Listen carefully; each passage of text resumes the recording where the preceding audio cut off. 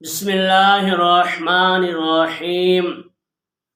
آج ہم نماز جماعت کے اندر شامل ہونے کے طریقے کے حوالے سے بات کریں گے کہ ہم مسجد میں پہنچے اور امام کو رکوع میں پایا تو شامل ہونے کا صحیح طریقہ کیا ہے۔ یہاں پر اکثر لوگ غلطی کر جاتے ہیں جن کی وجہ سے ان کی نماز ہوتی ہی نہیں۔ اس سے پہلے گزارش ہے، اس طرح کے شرعی مسائل کا حل جاننے کے لیے ہمارے چینل کو ضرور سبسکرائب کریں۔ سب سے پہلے یہ سمجھیں، فرض نماز کے اندر قیام کرنا یعنی کھڑا ہونا فرض ہے۔ اس کھڑے ہونے کی مقدار کیا ہے؟ کھڑے ہونے کی مقدار یہ ہے کہ آدمی سیدھا کھڑے ہو کر اپنے ہاتھ کو پھیلائے تو اس کے ہاتھ گھٹنے تک نہ پہنچیں، یہ قیام کی مقدار ہے۔ اور دوسری بات یہ سمجھیں کہ جس نماز میں کھڑا ہونا فرض ہے اس نماز میں پہلی تکبیر، جسے تکبیر تحریمہ کہتے ہیں، یعنی اللہ اکبر، جو کانوں تک ہاتھ لگا کے ہم اللہ اکبر کرتے ہیں، اس کو بھی کھڑے ہو کر کہنا ضروری ہے اگر کوئی شرعی عذر نہ ہو۔ یعنی اگر آپ کھڑے نہیں ہو پا رہے تو پھر آپ بیٹھ کر بھی اللہ اکبر کہہ سکتے ہیں، لیکن اگر آپ میں کھڑے ہونے کی طاقت ہے بغیر شرعی عذر کے، اگر آپ نے اس کو سیدھا کھڑے ہو کر اللہ اکبر نہ کہا تو آپ کی نماز کا آغاز ہی نہیں ہوگا، آپ کی نماز شروع ہی نہیں ہوگی۔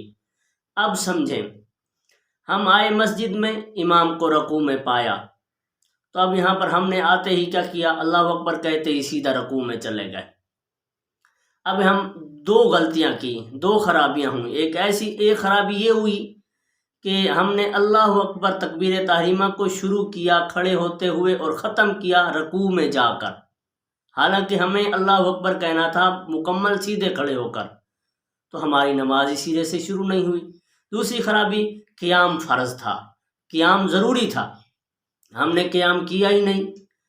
ہم نے تو سن رکھا ہے رکوع میں مل گئے تو ہمیں نماز مل جائے گی، رکوع میں تو امام کو ہم نے پا لیا لیکن ہماری نماز نہیں ہوئی، ہم نماز کو نہ پا سکے۔ تو یہ دو خرابیاں ہیں۔ اب صحیح طریقہ ملنے کا کیا ہے؟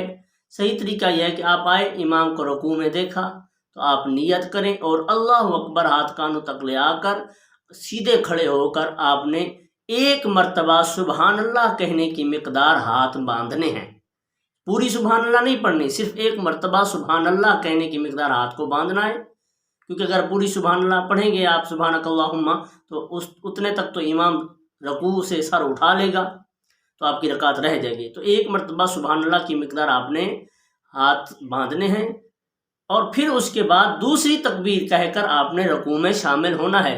یہ آپ نے امام کو رکوع میں پا لیا۔